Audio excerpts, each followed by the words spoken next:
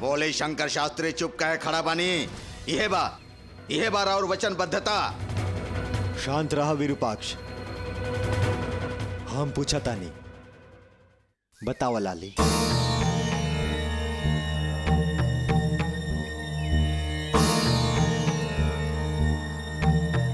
तारा बात तुरे के वजह से ऐसा आदमी के झेले के पड़ा था। ये सब गलत है ना? मंडप से भाग के आके दूसरा से मंगलसूत्र गला में बंधवा ले लू, ये गलत है ना?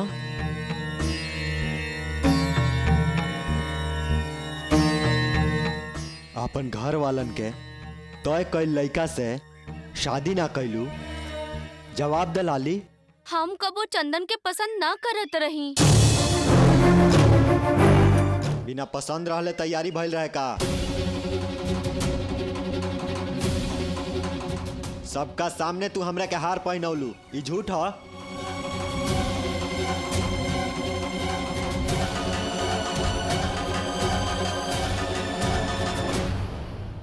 तू ही चंदन के गला में हार डालले रहलू और कहलू कि शादी करब।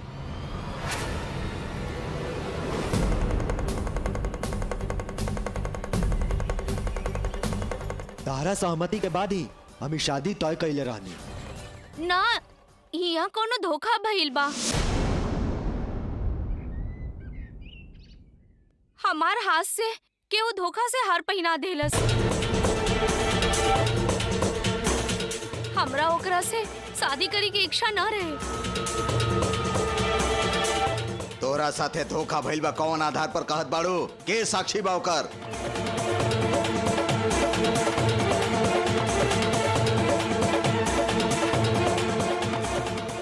शादी करे वाला लड़का ही कहलस हा। जाई में गलत का बा? राउर सहमति से ही हम एजा आइल बानी। बिना सबूत के भरोसा करी? तू चंदन के पसंद के ले रहलू, 10 आदमी देख ले रहले, ओकर सबूत बा हमरा पास। अभी तू धोखा कबूत के मानी? और तू अचानक शादी के मंडप से उठ के चल गेलू, का मतलब रहे? ए तरह से तू लड़का के घर वालन के अपमानित कैलू और अपन घर वालन के बेइज्जत कैलू। यह सभ्यता है, यह संस्कार है। हमार अकेले के फैसला ना रहे ई। जेकरा से शादी होखत रहे उहे हमरा के भेजलस। रउआ साथ धोखा हो रहल बा, रउआ यहाँ मत रुकी।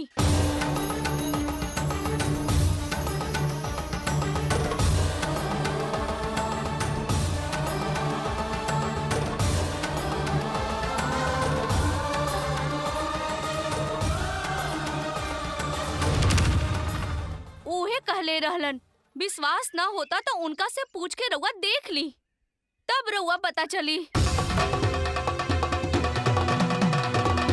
हम ही कह रहल बानी, तू यहाँ से भाग जा।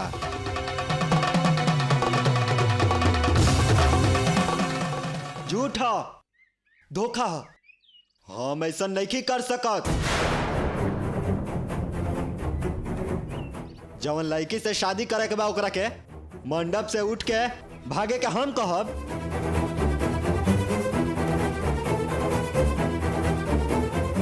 मुमकिन ही नहीं है। लाली, जौन मुंह में आवता मत बोला, जबान पर लगाम दो। का हम झूठ कह रहल बानी? तब फिर जब हमरा के मंडप से उठा के ले जात रही, ओकर 10 लोग साक्षी बा, जाके उ लोग से पूछ ली। ना, हम ऐसा नहीं कैले। वो दिन तू हमरा के हार पहनौलू, हार पहनावला के मतलब आधा शादी हो गई, तो दूसरा से शादी कैसे कैलू? तू ही हमरा के मंडप से बाहर ले जाके छोड़ले रहला ना, तबे तो हम ओइजा से बाहर आइल रही।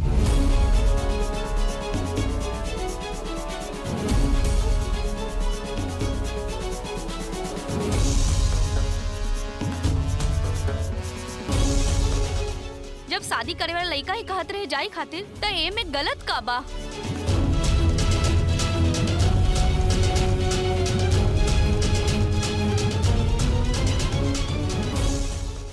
तब बताई कि हम कैसे धोखा दे देनी। राउर सहमति के बाद ही हम बाहर आयल रही। ये सब बात 10 आदमी के सामने भइल बा। हम रउआ सबके सामने बाहर आईनी, ओकरा बाद बंगारी साथे गईनी।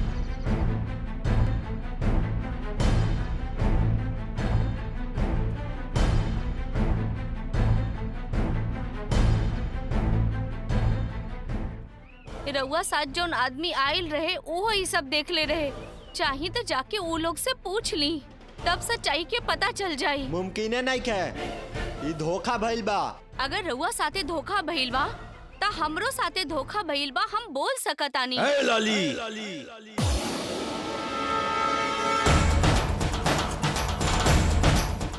हमार बेटा से तकरार करे के लायक हो गइल बाड़ू तू, बर्बाद हो जाइबू तू। तोहार मायका के, तोहार परिवार के सबके नाश हो जाई। तोहनी सब मिलके हमरा धोखा देले बड़ा, नाश हो जाई तोहनी के, बर्बाद हो जाइबा तू लोग।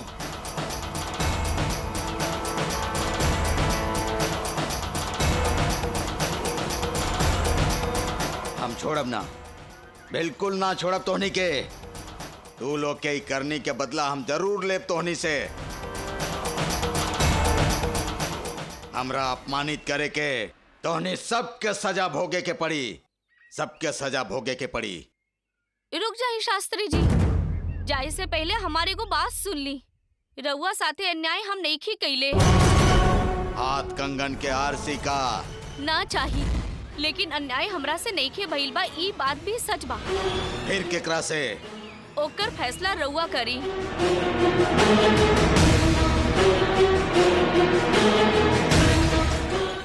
चंदन से पहले जौन लइका शादी खातिर हमरा के देखे आवे के रहे, वो आदमी सुगधर के वेश में आइल रहे, वो सुगधर ना रहे।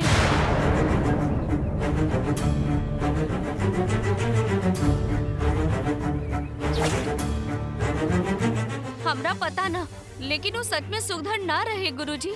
सुगधर के वेश में कोनो दूसर रहे। बेटू तू का कर रहल बाड़ू? जौन सुगधर के संबंध आइल रहे उ सुगधर के ना रहे, उ सुगधर के भेष धइले रहे। हाँ तो सच में सुगधर के ह? यहाँ बात देखी।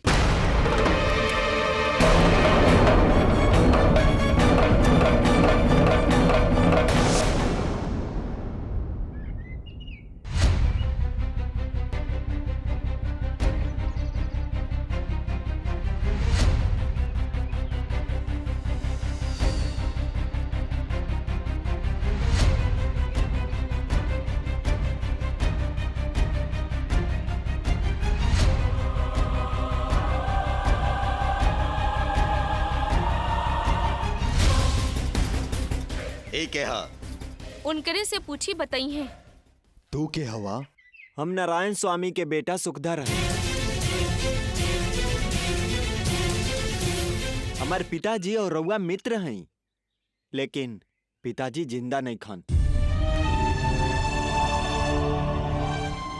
लेकिन वो लाली के देखे आवे के कहले रहन, यही से हम 2 सप्ताह पहले आ गए रही।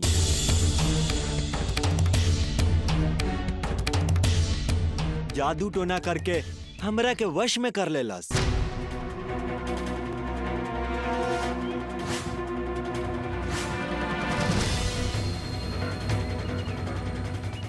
हमरा के एक जगह ले जाके हमार वशीकरण कैले रहे।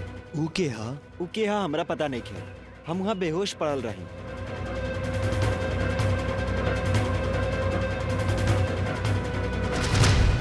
हमरा के बंगारी उठा के महादेवी के शरण में लाके रख देले।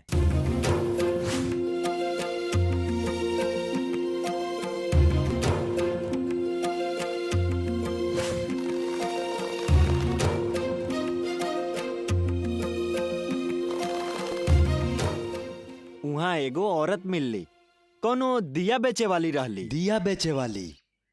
उनकर नाम कहा? श्रीमती रहे शायद, हमरा ठीक से याद नहीं खे।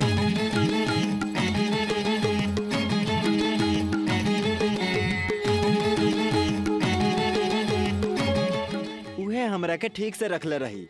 हमरा यहाँ आइला 7-8 दिन हो गई।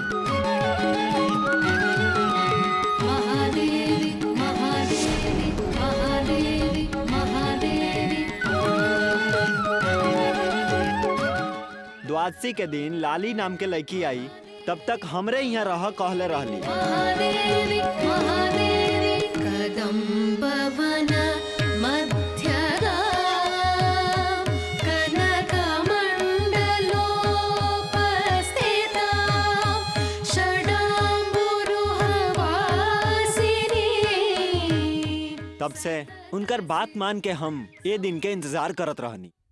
यही से रउआ लोग से आज मिल पाईनी हम। त तोहरा पर जे वशीकरण कैले रहे और सुखधर बन के आयल रहे उ के रहे?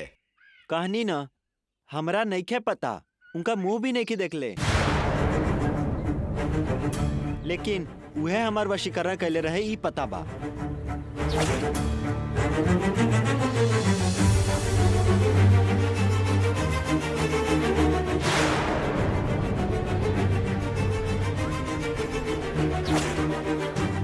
हमार काम खत्म हो गई।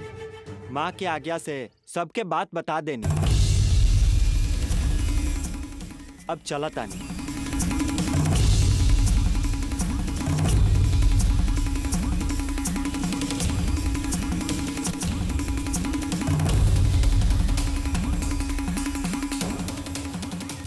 कितना बात बिना पता चल ले होत जाला, लेकिन उ माता सब समस्या के हल निकाले खातिर बता देवेली। हल ना निकले शंकर शास्त्री, अब समस्या पैदा हो गई बा, समझे के कोशिश करी। देखी के सच्चा सुखधर बा के झूठा सुखधर बा, हमरा नहीं के पता। हमरा ओकरा से कुछ नहीं खेले देवे के। हमार बेटा के मंगनी लाली के साथे हो चुकल बा। शादी होत समय मंडप से उठ के बाहर आ गइल रहे और अभी दूसरा से शादी करके आ गइल बिया। ये हमार बेटा के, हमार परिवार के और हमार खानदान के अपमान भइल बा, और ये अपमान हम कबो ना भुलाई। एक बात सच बा शास्त्री जी, इतना दिन से हम रहुआ बड़ बानी ऐसे और सम्मान करत रहनी। अभी हमार इज्जत मिट्टी में मिला देनी, इज्जत मिट्टी में मिला देनी।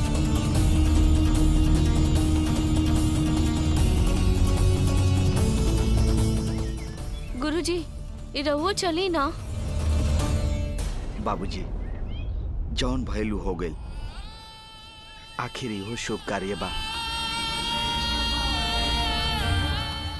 ऐसन समय में बड़ लोग के गुस्सा ना करे के चाहिए, आशीर्वाद देवे के चाहिए, और रोह में भी रहुआ आशीर्वाद दी।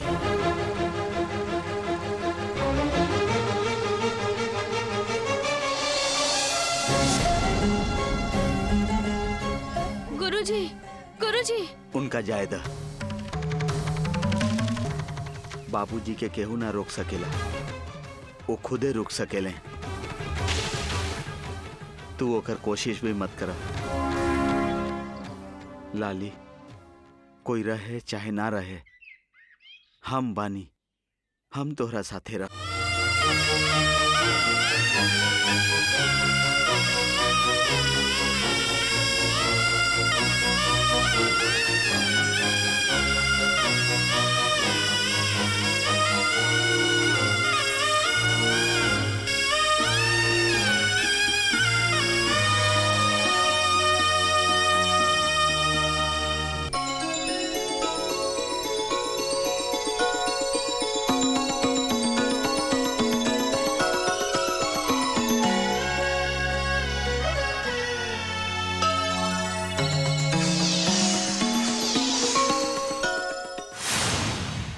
एक बार याद कर कल की, कितना जन्म हमने श्री चक्र के आशा में बितेले बानी।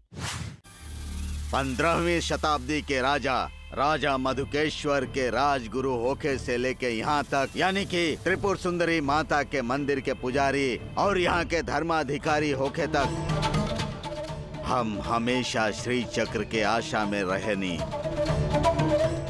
श्री चक्र आखिर कब हमारे हाथ में आई? श्री चक्र के आशा खाली तहरे नहीं खे विरूपाक्ष, बड़का बड़का महारथी श्री चक्र खातिर तरस रहल बाणे, बाकी उ केहू के नहीं खे मिलाते। श्री चक्र केहू के हाथे नहीं खे लागत।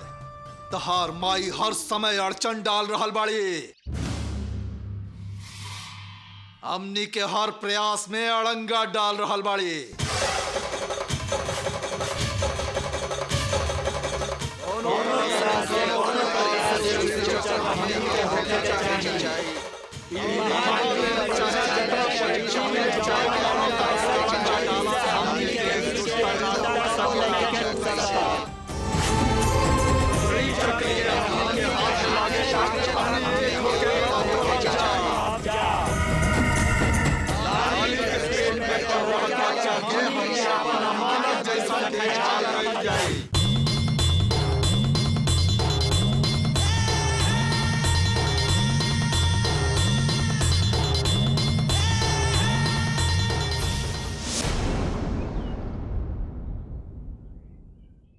सच बतावा का भइल बा, बतावा ना। कवन सच्चाई पिताजी? सुनत तू लोग जौन कहानी सुनावत बड़ा वो अगर हम केहू के सुनाइब त केहू भी समझी पागल बड़ा। हम तू लोग के साथे बानी, का भइल बा उ सच बोला। का हो गेल बंगारी? रउआ का पूछतनी, कहाँ का भइल रहे? ठीक बा, मंगलसूत्र कहाँ से आइल? के तू लोग के शादी करवैल?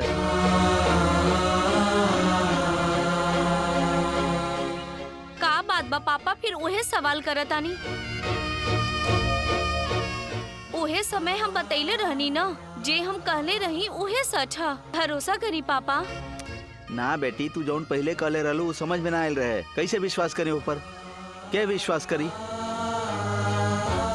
जब भरोसा नहीं खे तो सच झूठ के फैसला कैसे हुई? हम देवलोक ही गइल रही।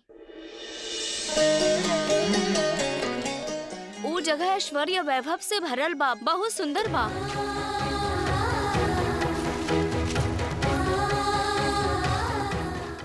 हुआ नव दुर्गा रहेली।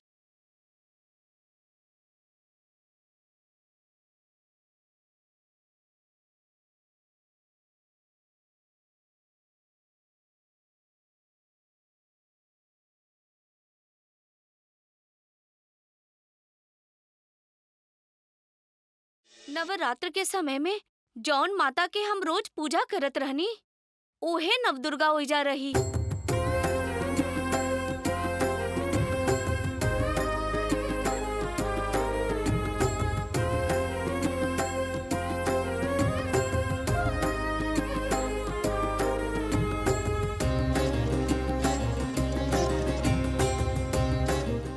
ओ सब जड़ी वाला साड़ी, मुकुट, चूड़ी सब पहन के अमीर लोग के भेष में रहलन। ओहे लोग मिलके हमार बियाह करैलस।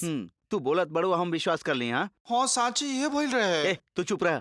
ऐसन बनावल कहानी सुनावत बड़ा और हम विश्वास कर ली का? पापा रउआ भी ऐसे ही बोलतानी, हमरा पे भरोसा नहीं की करत।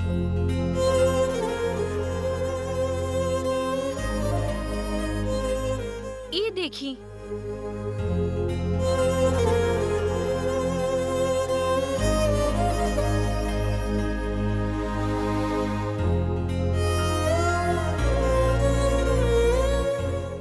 हमार गला में ही मंगलसूत्र कैसे आ गई बताई?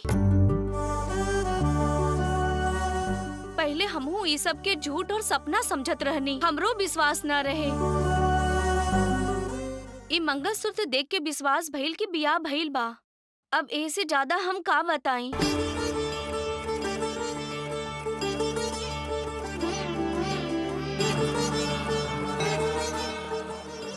पहले हमरो को विश्वास न रहे, लेकिन जब मंगलसूत्र देखली तब जाके हमरा ये सब बात पर विश्वास भइल पापा।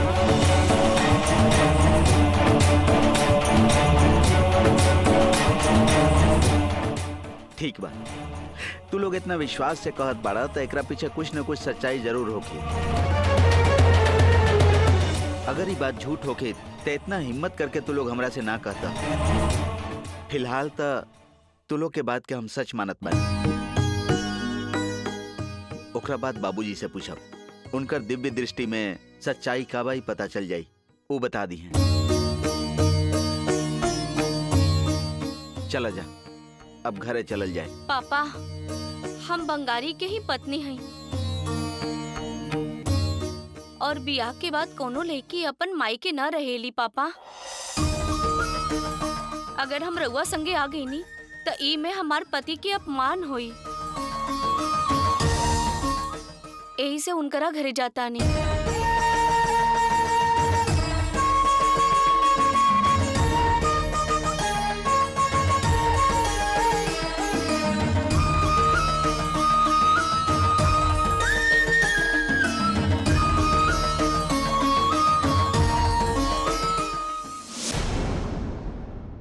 सुनी सुनी ना, रउआ का भइल? कुछ तो बोली ना। बाबूजी कुछ तो बोली, का भइल बताई ना, का भइल? रउआ बात नहीं की करत तो हमके डर लगा था। बताई का भइल? ये कहा बाड़े लाली और बंगारी मिलने का? बाबूजी। ए जी ललिता, लागता कुछ अनहोनी भइल बा, एही से बात नहीं खन करत। हाँ माँ जी, हमरो कैसा नहीं लागता। चली चल के देखल जाओ।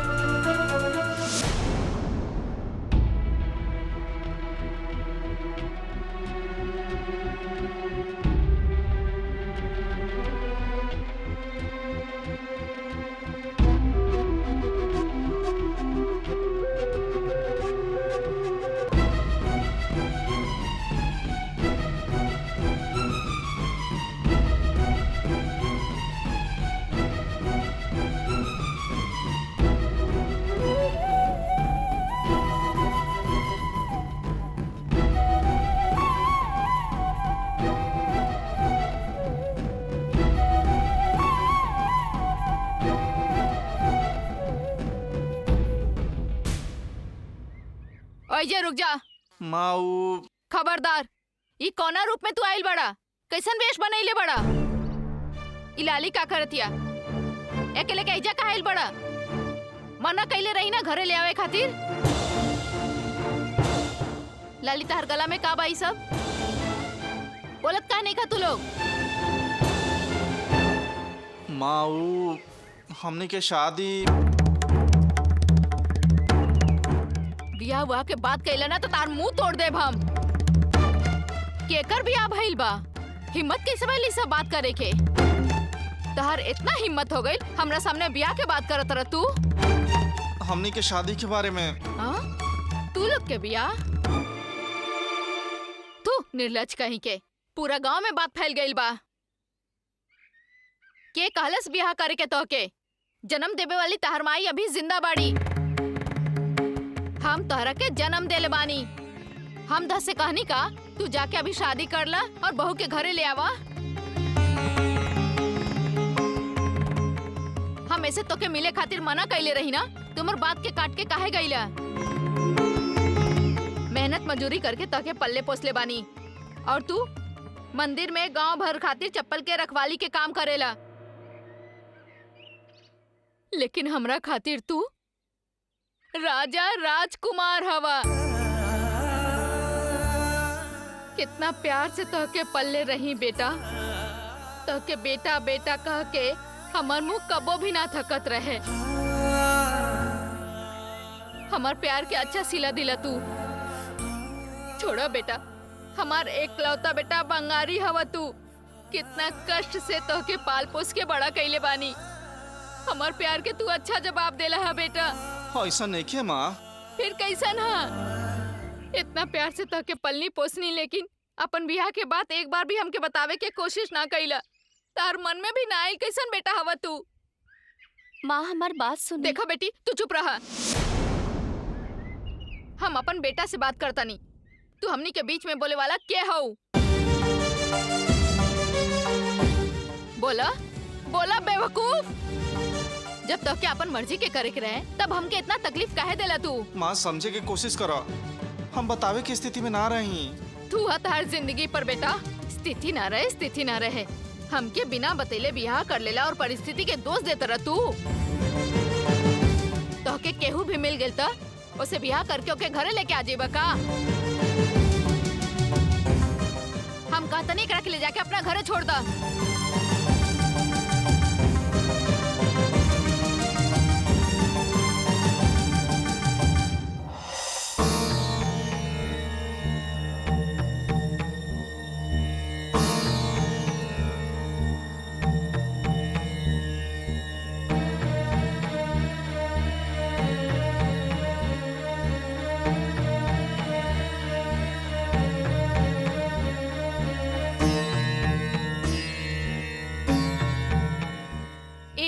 कोनो गलती ना हो, चाहिए तो आप देवी माँ से पूछ सकतानी। हमनी के शादी देवलोक में भइल रहे, ओही जे मंगलसूत्र मिलल। राउर बात के विश्वास पर रउआ से करार के ले रानी ना, हमरा मार के छे। यह बा राउर वचनबद्धता। ये हमार बेटा के, हमार परिवार के और हमार पूरा कुल के अपमान भइल बा। ये हम कोनो कीमत पर नहीं की भूले वाला।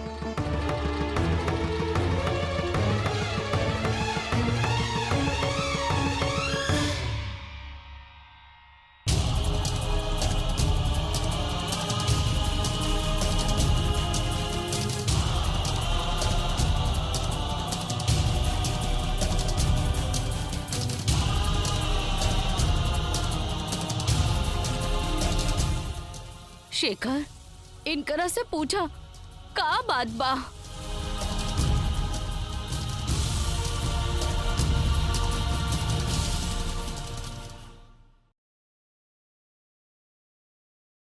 बाबूजी,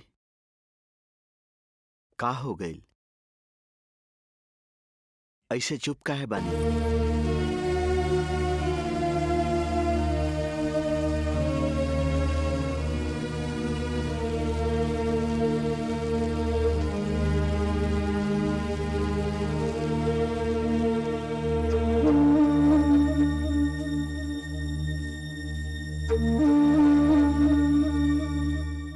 हम अनिश्चित काल तक मौन व्रत में जात बाने।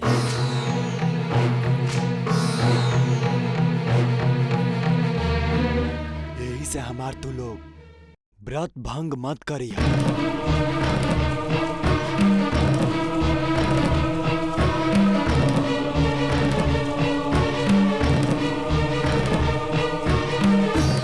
घरे ना आई थी तो कहाँ जीती?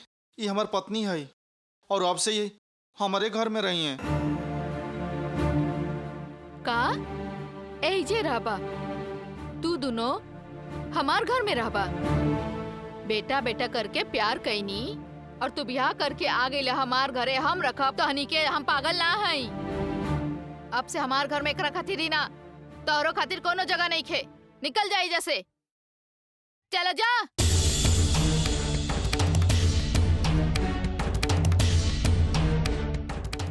तू लोग गांव छोड़ के जा रह सकेला, लेकिन हम इज्जत छोड़ के ना जिए वाला हैं। निकल जाए जैसे। ऐसे मुंह का देखा तरह निकल जा हमारे घर से। माँ देखा, हम अपन बेटा के डांटा तनी, तू कुछ मत बोला। हमार घर के बारे में बोले वाली तू क्या हो? पता है काहे? हमार बेटा रास्ता चलत केहू के भी सर पे बिठा सकेला, लेकिन हम रास्ता चलत केहू के मुंह ना लगावे नी। हम क्या अपन बेटा के डांटे फटकारे के चाहिए वो हम करता नहीं। तू इस सबसे दूर रहा, तारा खातिर अच्छा होखी। इमे इनकर कोनो गलती ना हा। हम के अरे रुका आशीर्वाद। तू, हमरा सामने नाटक मत कर।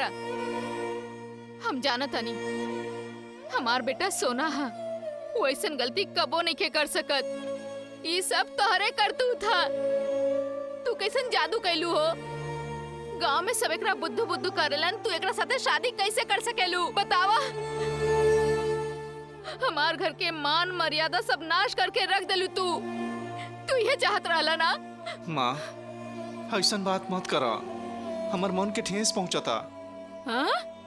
ठेस पहुंचता? जब तू ऐसा करबा त तहर माई के दिल के कितना ठेस पहुंची ना सोचला तू?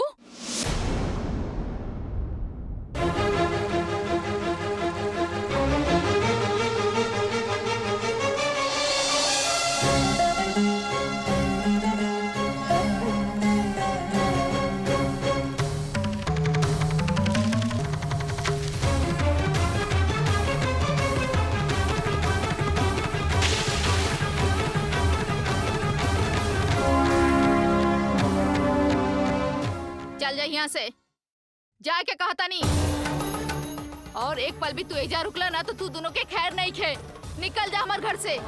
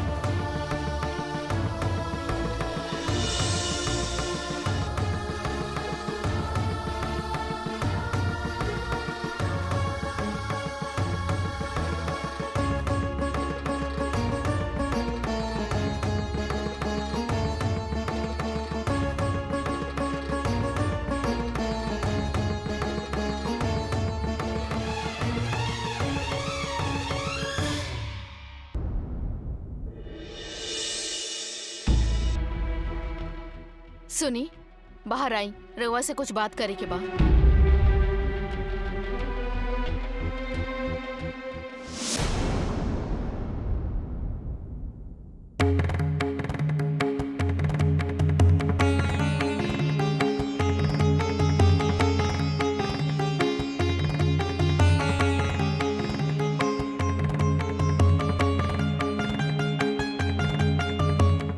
सुनी, ए तरह के फैसला का है?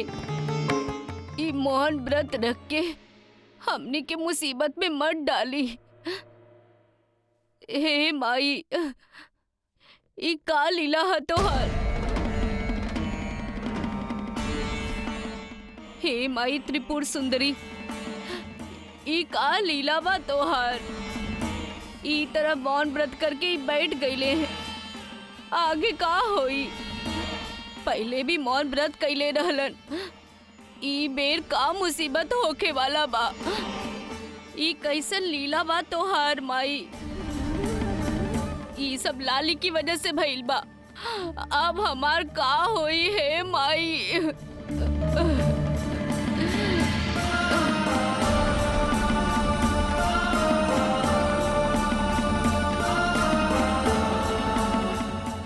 आई बताइए ओजा का भइल? वहाँ बाबूजी मौन व्रत धारण के लिए बड़े और हम तोरा यहाँ वहाँ के घटना सुनावत बैठे, यह जरूरी बा का? हमके अभी सब जाने के बा। ससुर जी आखिर मौन काहे बाड़े? लाली मिलल की हाँ, ना? मिलल रहे, लेकिन एकर वृतांत बाद में सुनाई, समझ गेलू? रुकी जी, लाली कहाँ मिलल रहे? विरूपाक्ष शास्त्री और उनका बेटा कहाँ गईले?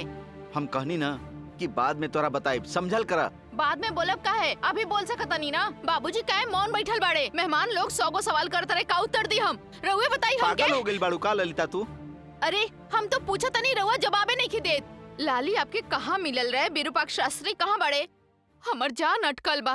वो पागल बंगारी हमर लाली के कहाँ लेके गइल? अब लाली के शादी होई कि ना होई? ना होई।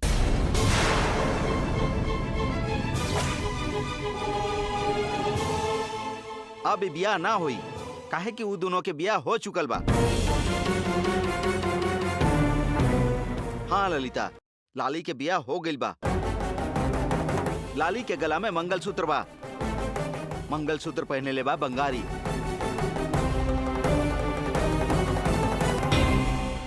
शेखर,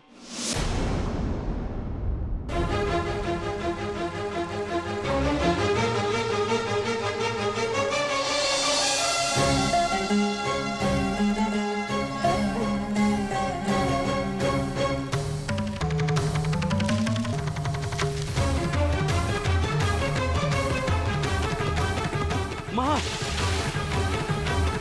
माँ माँ माँ का हो गइल? माँ का हो गइल? माँ माँ माँ जी का भइल? माँ जी माँ माँ का हो गइल? माँ माँ जी बोली ना। माँ माँ माँ ई का हो गइल? माँ जी बोली। माँ जी का भइल? माँ जी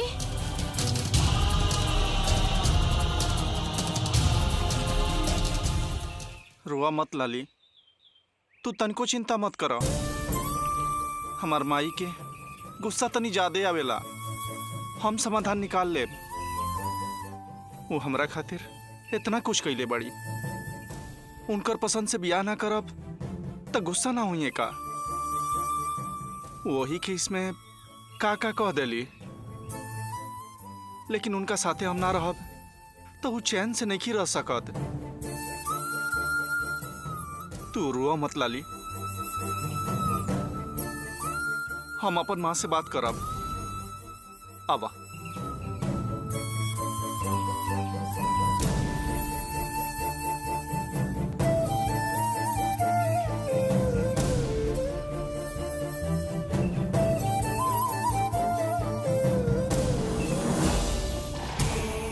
अब काहे आइल बड़ा? तहसे एक बार कहनी ना, तू चाहे तहारी पत्नी हमार चौखट पार कैलस ना तो हम अपन जान दे देब। हमार मरल मुंह देखबा तू।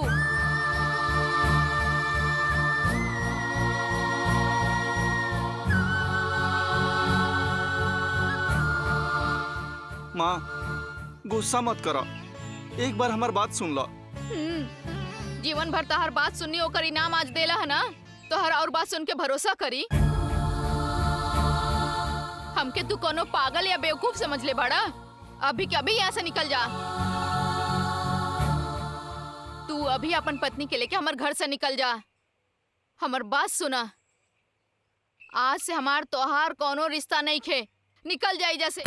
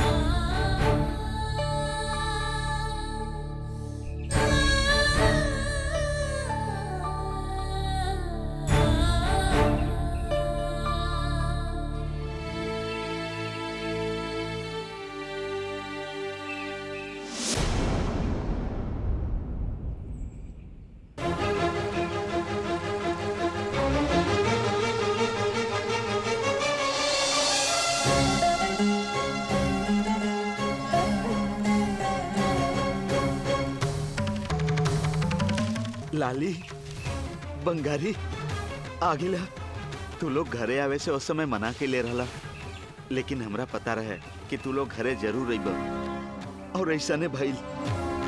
ललिता, ललिता यहाँ आवा, यहाँ देखा क्या आइल बा।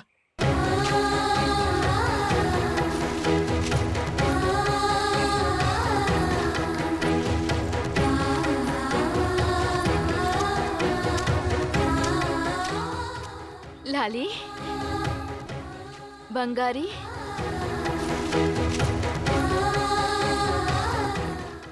ललिता, ऐसे खड़ा होके का देखत बाड़ू? आरती लेके आवा, आरती दिखा के अंदर ले आवल जाएगी।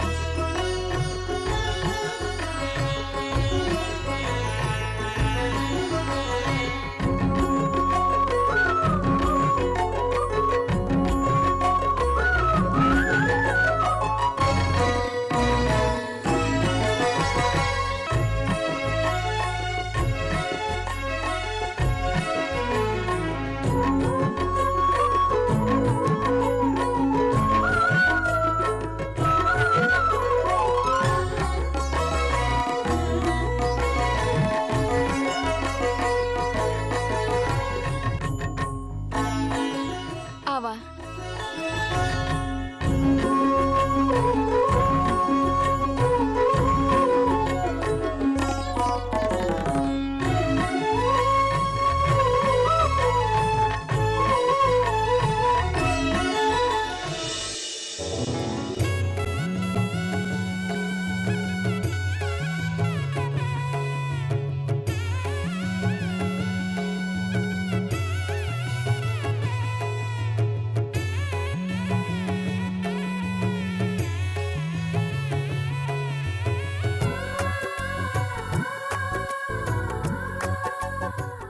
एक मिनट ऐजे रुका।